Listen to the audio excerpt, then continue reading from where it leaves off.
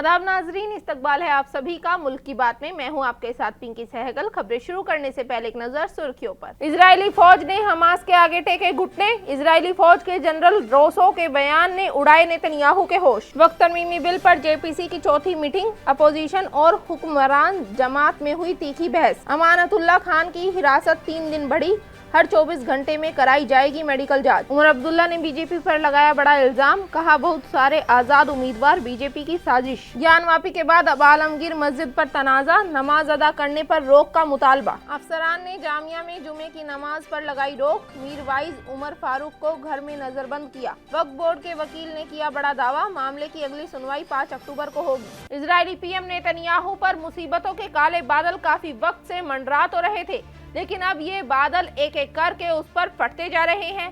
हाल ही में इजरायली वुज़रा के बयानों ने नेतन्याहू की नींद उड़ाई थी, लेकिन इजरायली फौज के जनरल के खुलासे ने उसके दोहरे चेहरे पर पड़े नकाब को हटा फेंका है और हमास के सामने अपनी हार को तस्लीम कर लिया है, जिससे नेतन्याहू बुरी तरह से बौखला गया है। इजरायली फौज का आका नेतन्याहू दुनिया भर से कड़ी मजम्मत का सामना कर रहा है। वहीं उसके हिमायती भी अब उसके खिलाफ उतर आए हैं। इजरायली फौज ने भी अब तक की जंग में कई बार अपनी हार मानी है, लेकिन नेतन्याहू के पागलपन की सनक की वजह से और उसके झूठे दावों को सच्चा साबित करने में वो लगातार जुटे हुए हैं। लेकिन अब इजरायली फौज के रिजर्व जनरल ने एक बड़ा खुलासा करते हुए अपनी हार तस्लीम कर ली है, जिससे नेतन्याहू के होश उड़ गए हैं। अल मयादीन की रिपोर्ट के मुताबिक रिजर्व जनरल तल रोसू ने अल-अक्सा फ्लड ऑपरेशन का हवाला देते हुए कहा कि गजा में जो कुछ हुआ वो इजराइल की सबसे बड़ी नाकामी है।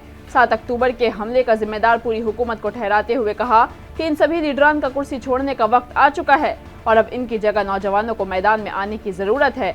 वहीं फिलिस्तीनी रेजिस्टेंस ग्रुप हमास के बारे में बात करते हुए रोसो ने इस बात का एतराफ किया कि हमास को ना ही हम हरा सकते हैं और ना ही उन्हें खत्म किया जा सकता है। रोसो ने इस बात का भी एतराफ किया कि अगर गजा पर काबिज होने के लिए ये लड़ाई जारी रखी गई तो भी हमास को हराना नामुमकिन है और अगर जीत के इम्कान भी देखें तो वो अगले 5 सालों तक कहीं दूर से दूर तक नजर नहीं आते हैं। वहीं एक और रिपोर्ट के मुताबिक रिटायर्ड ब्रिगेडियर जनरल यित्ज़हाक ब्रेक ने गजा की पट्टी में जारी लड़ाइयों का तनकीदी जायजा पेश करते हुए कहा कि इजरायली फौजी थक चुके हैं और तरबियत की कमी की वजह से अपनी सलाहियतें खो रहे हैं और हमास के साथ जारी इस जंग का नुकसान हमास से ज्यादा इजराइल को उठाना पड़ रहा है।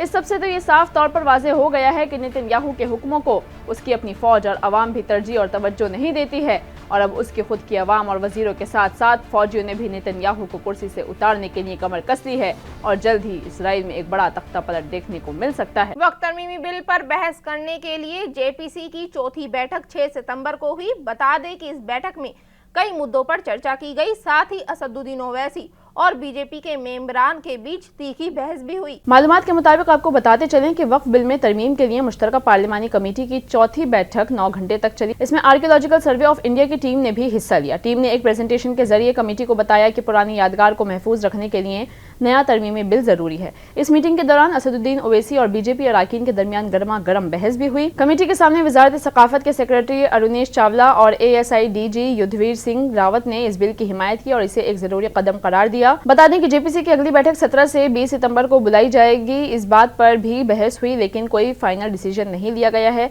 कमेटी को अगली बैठक के लिए तारीख का नोटिफिकेशन जारी किया जाएगा। वहीं डिपार्टमेंट ऑफ आर्कियोलॉजी ने 5 रियासतों के 53 जायदादों पर वक्फ के साथ हुए तनाज़े का ब्यूरो पेश किया है। बता दें कि कमेटी के सामने ASI ने जिन 5 रियासतों के 53 मुतनाज़ा साइट का ब्यौरा दिया है उनमें महाराष्ट्र, यूपी, कर्नाटक, आंध्र प्रदेश और राजस्थान शामिल हैं। Delhi Waqf board money laundering मामले में गिरफ्तार आम आदमी पार्टी के लीडर अमानतुल्लाह खान की मुश्किलें बढ़ गई हैं। जुमे के दिन राउज एवेन्यू कोर्ट ने आप लीडर अमानतुल्लाह खान की ईडी हिरासत को 3 दिन के लिए बढ़ा दिया है। दिल्ली की अदालत ने मनी लॉन्ड्रिंग केस में आम आदमी पार्टी के MLA अमानतुल्लाह खान की ईडी हिरासत में 3 दिन की तौसी कर दी है। अदालत ने कहा कि उन्हें शरीक मुल्ज़मान और गवाहों का सामना करने की जरूरत पड़ सकती है। खुसूसी जज विशाल गोगने ने मरकजी तफ्तीश की हिदायत दी और ये एक दरख्वास्त पर दी गई है। मनी लॉन्ड्रिंग केस की तहकीकात करने वाली एजेंसी की जानिब से दायर की गई दरख्वास्त में अदालत से मजीद 10 दिन की तहवील की दरख्वास्त की गई थी, लेकिन अदालत ने सिर्फ 3 दिन की तहवील की इजाज़त दी है। राजधानी दिल्ली में हुक्मरान जमात आम आदमी पार्टी की मुश्किलात मजीद बढ़ती हुई नजर आ रही हैं। एक एक करके सभी लीडरान खत्म हो रहे हैं, यानी कि उनको जेल में बंद किया जा रहा है। इधर दिल्ली शराब घोटाले केस में CBI और ED के जरिए गिरफ्तार किए गए CM अरविंद केजरीवाल भी जेल में हैं। آپ کو بتا دیں کہ ایجنسی نے امانت اللہ خان کے گھر کی تلاشی لینے کے بعد رقم ضبط کر لی ہے۔ 2 ستمبر کو PMLA کے دفعات کے تحت تحویل میں لیا گیا تھا۔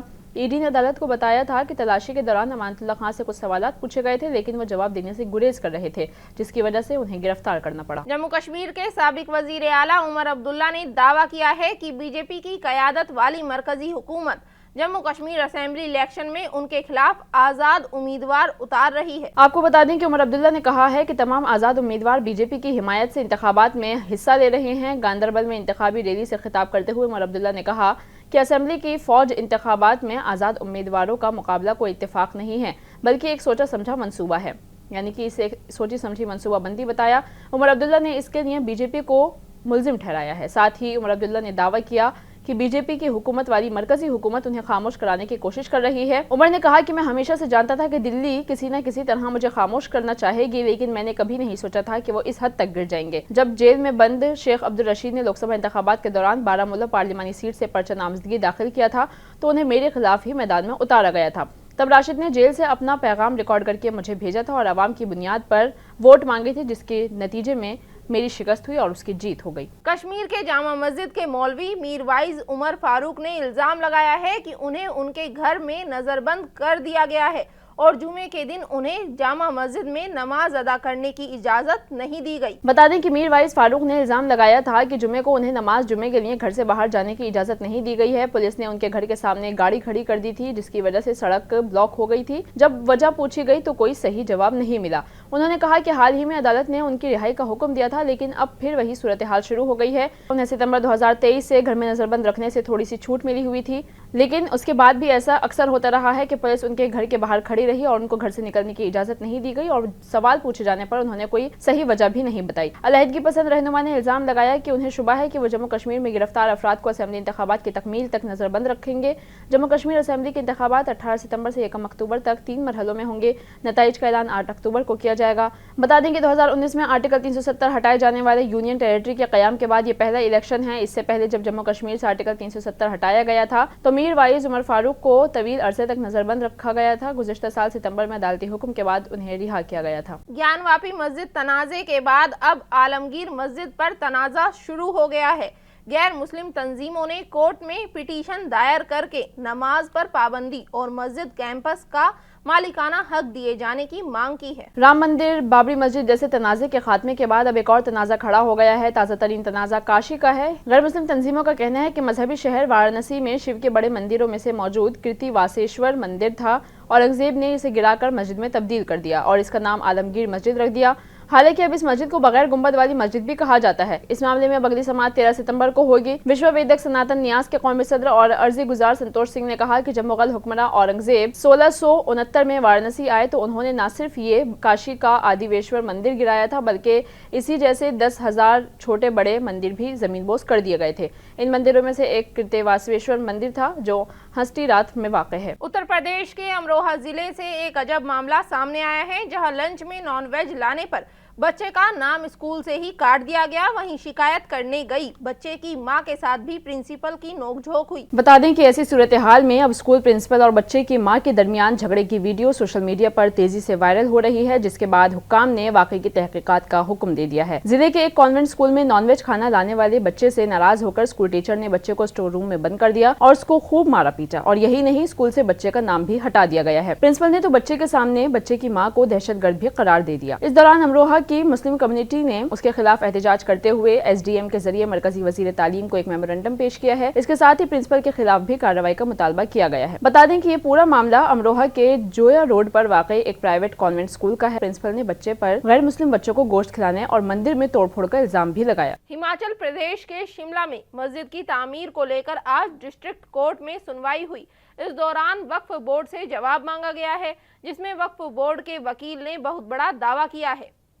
دراصل ہماچل پردیش کے شملہ میں اس وقت ہنگامہ برپا ہے۔ سنجولی مسجد کو لے کر صورتحال خراب سے خراب تر ہوتی جا رہی ہے اور دونوں برادریوں کے درمیان تناؤ بڑھتا چلا جا رہا ہے۔ شملہ میونسپل کارپوریشن کمشنر کی عدالت نے یہ فیصلہ سنایا کہ آج سماعت اور عدالت میں 1 گھنٹے تک جاری رہنے والی کارروائی کے بعد اب دوبارہ اگلی تاریخ دے دی گئی ہے۔ اب کیس کی اگلی سماعت 5 اکتوبر کو ہوگی۔ معلومات کے مطابق آپ کو بتاتے چلیں کہ عدالت میں شملہ میونسپل کارپوریشن کے کمشنر بھوپیندر اتری کے پاس یہ معاملہ زیر التوا تھا۔ फहरिस्त में 13 नंबर की संजोली मस्जिद की तामीर पर समाअत सुबह तकरीबन 10 बजे शुरू हुई थी और इस दौरान वक्फ बोर्ड के स्टेट ऑफिसर ने अपना जवाब दाखिल किया था। मस्जिद की तामीर पर इंतजामिया ने भी अपना मौक़िफ़ रखा। वक्फ बोर्ड का जवाब समाअत के बाद म्युनिसिपल कॉर्पोरेशन ने दिया। इसमें वक्फ बोर्ड ने बताया कि वक्फ कवानीन के मुताबिक इस पर बोर्ड का हक है। वक्फ की जानिब से लतीफ़ को जायदाद और NOC दिया गया था, यानी कि वो मस्जिद जिसे गैर कानूनी बताया जा रहा है वो कानूनी तौर पर वहाँ बनी थी और उसका NOC भी मौजूद है। मणिपुर के जिरीबाग जिले में एक बार फिर तशद्दुद की आग भड़क उठी है। पिछले 16 महीनों से जारी मणिपुर तशद्दुद थमने का नाम नहीं ले रहा है। अस्करियत पसंदों ने एक बुजुर्ग का गोली मारकर कत्ल कर दिया। वहीं साबिक CM के घर पर भी रॉकेट से हमला किया गया। जिरीबाम की पहाड़ी इलाकों में 2 बिरादरियों के दरमियान फायरिंग हुई। इसमें 2 अफराद जान की बाजी हार गए हैं। दूसरी तरफ देर रात भीड़ ने इम्फाल वेस्ट और इम्फाल ईस्ट में मणिपुर राइफल्स के हेडक्वार्टर पर हमला कर दिया। मुश्तअल हुजूम सिक्योरिटी फोर्सेस से हथियार छीनना चाहता था। पुलिस और CRPF एहलकारों ने जवाबी कार्रवाई की। उन्होंने पैलेट गन से कई राउंड फायर किए। फर्जी बम और आंसू गैस के गोले भी दागे गए। सिक्योरिटी फोर्सेस और हुजूम के दरमियान रात भर झड़पें जारी रहीं। 5 अफराद के जख्मी होने की खबर है। जो अफराद जख्मी हुए हैं उन्हें JNIMS अस्पताल में दाखिल कराया गया है, जहां उनका इलाज जारी है। वहीं कुछ अस्करियत पसंदों ने मणिपुर के साबिक CM मारमबाम कोइरंग के रिहायशी कॉम्प्लेक्स पर रॉकेट गिराकर धमाका किया। जुमे को इस जिले में ये दूसरा रॉकेट दागा गया है। एक मुअम्मर शख्स समेत 5 अफराद जख्मी हुए हैं। हक्काम ने बताया कि बुजुर्ग शख्स अहाते में किसी मजहबी रिवायत की पैरवी कर रहा था, पूजा कर रहा था, जब ये बम फटा और उस धमाके में उसकी जान चली गई। 5 दीगर अफराद के जख्मी होने की खबर है। रियासत में कशीदगी के पेश नजर तमाम स्कूल और कॉलेजों को बंद कर दिया गया है। मणिपुर की सालमियत की कमेटी कोको MI ने अमन अमान को नाफिज करने में हुकूमत की नाकामी के खिलाफ एहतजाज के लिए बंद और अवामी कर्फ्यू का मुतालबा भी कर दिया है। इम्फाल में तमाम दुकानें सुबह से ही बंद हैं। सड़कें और बाजार भी वीरान नजर आए। वजीर दाखिला और BJP के सीनियर लीडर अमित शाह ने जम्मू कश्मीर असेंबली इंतखाबात के लिए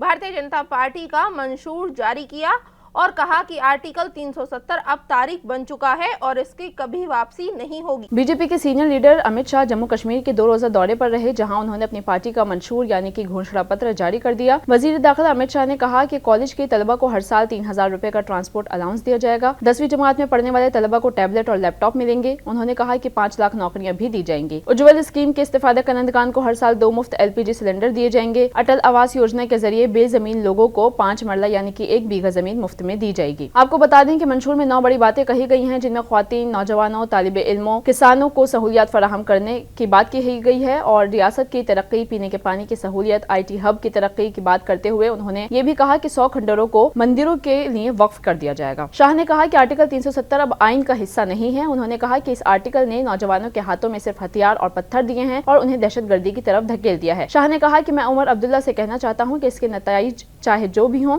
हम आपको गुजरों, बकरवालों और पहाड़ी लोगों को दिए गए रिजर्वेशन को हाथ नहीं लगाने देंगे। उत्तर प्रदेश के हाथरस जिले में हुए खौफनाक हादसे में 17 लोगों की जान चली गई। हादसा इतना खतरनाक था कि उसने पूरे खानदान को खत्म कर दिया।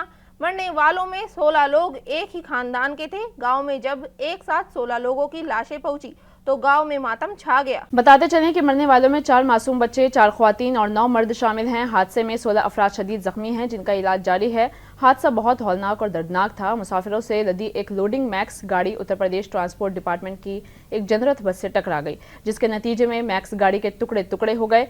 बस से टकराए गए मुसाफिर ताश के डेक की तरह बिखर गए। इनमें से कुछ सड़क के किनारे झाड़ियों में गिर गए और कुछ सड़क के बीच में दर्द से करहाने लगे। एक एक करके 17 लोग जान की बाजी हार गए। हादसे के बाद मौके पर चीखों पुकार मच गई। मकामी लोग मदद के लिए जुटे और उन्होंने पुलिस को इत्तला दी। पुलिस को इत्तला मिलते ही वो फौरन मौके पर पहुंच गई। जख्मियों को फौरी तौर पर हाथरस के जिला अस्पताल ले जाया गया और शदीद जख्मियों का इलाज अलीगढ़ मेडिकल कॉलेज में जारी है। वजीर आजम नरेंद्र मोदी ने टीचर्स डे के मौके पर नेशनल टीचर्स अवार्ड से नवाजे गए असातिज़ा से मुलाकात की। उन्होंने कहा कि इनोवेटिव तरीकों के जरिए बेहतरीन टीचर्स को अवार्ड देने की कोशिशें भी की जा रही है। PM मोदी ने कहा कि उन्होंने मुल्क के नौजवानों को तरक्की याफ्ता हिंदुस्तान की तामीर के लिए तैयार करने के लिए असातिज़ा की अहम जिम्मेदारी पर जोर दिया है और नई तालीमी पॉलिसी के मस्बत असरात पर भी बात की है। इस मौके पर PM मोदी ने मशवरा दिया कि अवार्ड हासिल करने वाले असातिज़ा सोशल मीडिया पर एक दूसरे से जुड़ें और अपने बेहतरीन तरीकों को शेयर करें, ताकि हर कोई सीख सके, अपनाए और उनसे फ़ायदा उठा सके। उन्होंने NEP के असरात के बारे में भी बात की। मादरी ज़बान में तालीम हासिल करने की अहमियत पर बात करते हुए उन्होंने कहा कि मुल्क के मुस्तकबिल की तामीर में असातिज़ा का किरदार बहुत अहम है और नई तालीमी पॉलिसी इसी सिमत में एक नई मजबूत काविश है, तलबा की ज़िंदगी में रहनुमाई और तरगीब करती है। PM मोदी ने मशवरा दिया कि असातिज़ा को चाहिए कि वो अपने तलबा को मुख्तलिफ ज़बानों में मकामी लोक दास्तानें यानी कि लोक कथाएँ सुनाएं, और सिखाएं ताकि वो मुतादद ज़बानें सीख सकें और हिंदुस्तान के सकाफती तनव्वुर और तारीख के बारे में जान सकें। उन्होंने मशवरा दिया कि असातिज़ा तलबा को मुल्क के 100 बेहतरीन सयाहती मकामात के इंतखाब में भी शामिल करें। धरती पर तो ज़लज़ले आते ही है, लेकिन इस वक्त एक ऐसी खबर सामने आ रही है जो सबको हैरान कर रही है। बता दें कि चांद पर भी ज़लज़ले के झटके आने लगे हैं। चंद्रयान 3 ने इसकी मालूमात दी है। मालूमात के मुताबिक ये झटके शहाब साकिब या गर्मी से मुताल्लिक असरात की वजह से आए हैं। इसरो ने चंद्रयान 3 के ज़लज़ले की निशानदेही करने वाले आले से हासिल करदा डेटा का इब्तिदाई तज्जिया किया है, जिसमें ये मालूमात सामने आई है। कमरी ज़लज़ले की सरगर्मी रिकॉर्ड करने वाला आला इल्सा ने मुशाहिदा शुदा डाटा को 190 घंटे रिकॉर्ड किया। इल्सा इन 5 बड़े साइंसी आलात में से एक है जो चंद्रयान 3 के विक्रम लैंडर और प्रज्ञान रोवर अपने साथ ले गए थे। मुहक्किकीन ने कहा है आलादुशुमार से मजीद मालूमात हासिल करने के लिए तफसीली मुताले की जरूरत है। इसरो ने बताया कि ज़लज़ले का पता लगाने वाला इल्सा